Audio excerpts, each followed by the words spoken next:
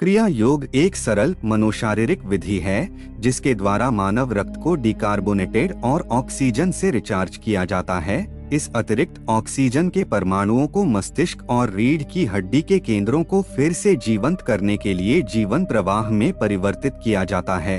शिरापरक रक्त के संचय को रोककर योगी ऊतकों के क्षय को कम करने या रोकने में सक्षम होता है। उन्नत योगी अपनी कोशिकाओं को ऊर्जा में परिवर्तित करता है।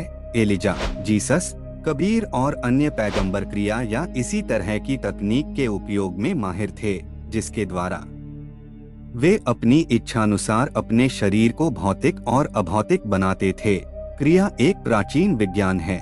लाहिड़ी महाशय ने इसे अपने महान गुरु बाबाजी से प्राप्त किया, जिन्होंने अंधकार युग में लुप्त हो जाने के बाद इस तकनीक को फिर से खोजा और स्पष्ट किया। बाबाजी ने इसका नाम बदलकर सरल शब्दों में क्रिया योग रख दिया।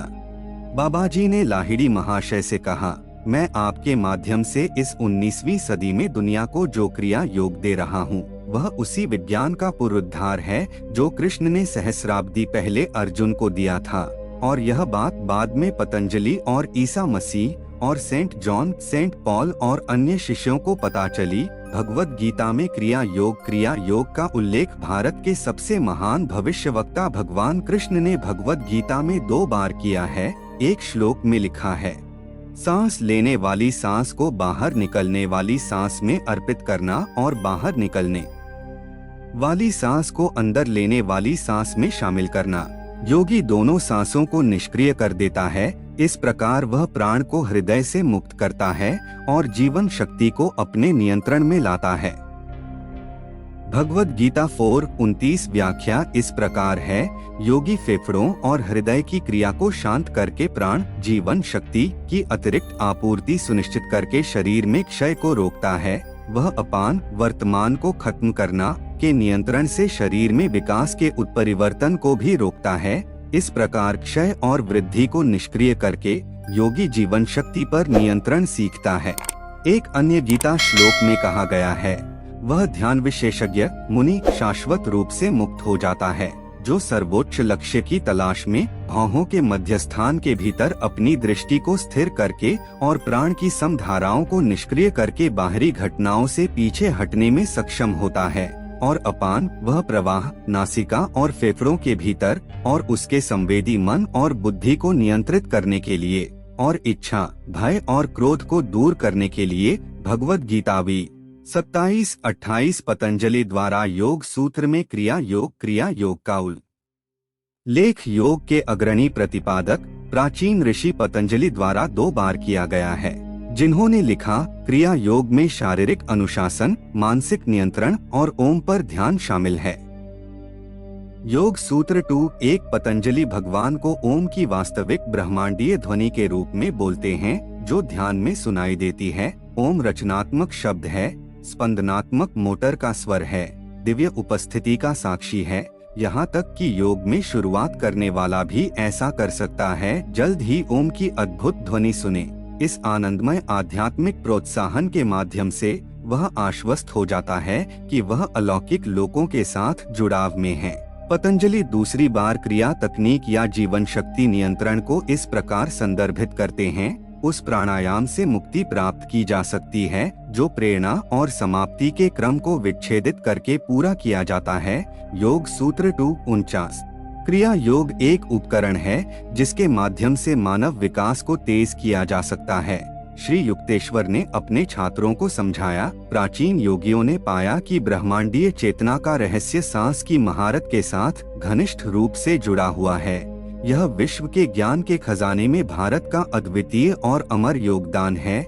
जीवन शक्ति जो आम तौर पर हृदय क्रिया को बनाए रखने में अवशोषित होती है, को सांस की निरंतर मांगों को शांत करने की विधि द्वारा उच्च गतिविधियों के लिए मुक्त किया जाना चाहिए। क्रिया योगी मानसिक रूप से अपनी जीवन ऊर्जा को ऊपर और नीचे की ओर घूमने के लिए निर्देशित करता है।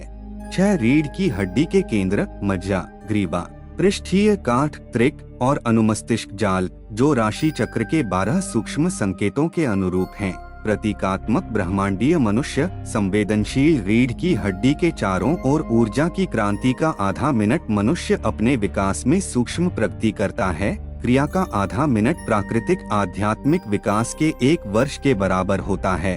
8.5 घंटे में अभ्यास की गई 1000 क्रियाएं योगी को एक दिन में प्राकृतिक विकास के 1000 वर्षों के बराबर प्रदान करती हैं। 1 वर्ष में 3,65,000 वर्षों का विकास 3 वर्षों में। एक क्रिया योगी बुद्धिमान आत्म प्रयास द्वारा वही परिणाम प्राप्त कर सकता है जो प्रकृति 1,00,000 वर्षों में पूरा करती है। क्रिया शॉर्टकट निश्चित रूप से केवल गहराई से विकसित द्वारा ही अपनाया जा सकता है। योगियों गुरु के मार्गदर्शन से ऐसे योगियों ने गहन अभ्यास से उत्पन्न शक्ति का सामना करने के लिए अपने शरीर और मस्तिष्क को सावधानी पूर्वक तैयार किया है। औसत मनुष्य का शरीर 50 वॉट के लैंप की तरह है, जो क्रिया के अत्यधिक अभ्यास से उत्पन्न अरबों वॉट की शक्ति को समायोजित नहीं कर सकता। क्रिया की सरल और अचूक विधियों की क्रमिक और नियमित वृद्धि के माध्यम से मनुष्य का शरीर दिन ब दिन सूक्ष्म रूप से रूपांतरित होता जाता है और अंततः ब्रह्मांडीय ऊर्जा की अनंत संभावनाओं को व्यक्त करने के लिए उपयुक्त हो जाता है, जो आत्मा की पहली भौतिक रूप से सक्रिय अभिव्यक्ति का गठन करती है। प्राणायाम की क्रिया योग ध्यान तकनीक जीवन शक्ति नियंत्रण जो सांस को सूक्ष्म जीवन ऊर्जा में परिवर्तित करती है, सकारात्मक एहसास लाती है कि शरीर की संरचना शुद्ध ब्रह्मांडीय ऊर्जा है।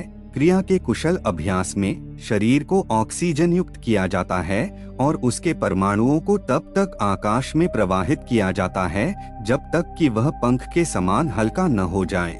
मनुष्य को पता नहीं है कि जब वह सांस के रहस्य पर काबू पा लेता है तो उसके शरीर में कितनी शक्ति आ जाती है। क्रिया अभ्यास शरीर में ऑक्सीजन का एक नियमित निरंतर प्रवाह लाता है, जिसके परमाणु प्राणायाम की प्रक्रिया द्वारा जीवन शक्ति में परिवर्तित हो जाते हैं।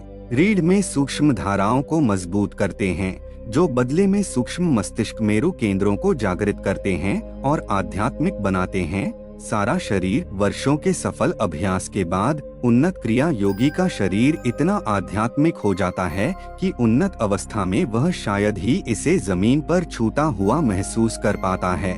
जीवन शक्ति का संचार इतना शक्तिशाली हो जाता है कि पूरा शरीर अपनी भ्रामक दृढ़ता खो देता है और वास्तव में उड़ जाता है। मैं अपने अनुभव से इसकी गवाही दे सकता हूँ, लेकिन नौसिखिए को कल भारहीन होकर कूदने की उम्मीद नहीं करनी चाहिए। आधुनिक मनुष्य शीघ्रता से परिणाम प्राप्त करने का आदी है। उनका उद्योग और प्रौद्योगिकी इतनी तेजी से उत्पाद बनाती है कि उन्हें लगता है कि संक्षिप्त आध्यात्मिक प्रगति का एक सुविधाजनक पैकेज भी होना चाहिए। अपने आप को एक आध्यात्मिक प्राणी बनाने में पहले ही खर्च हो चुके असंख्य जन्मों को देखते हुए तत्काल आध्यात्मिक उपलब्धि का अनुमान शायद थोड़ा दुस्साहस से भी अधिक है। यहाँ तक कि आजीवन अभ्यास की भी बहुत कम आवश्यकता है। फिर भी क्रिया योग विज्ञान और ध्यान की कला कठिन नहीं है, क्योंकि क्रमिक परिवर्तनकारी परिणाम शुरुआत से ही महसूस किए जाते हैं। प्री 823 परमहंस योगानंद द्वारा लिखित ईसा मसीह का दूसरा आगमन।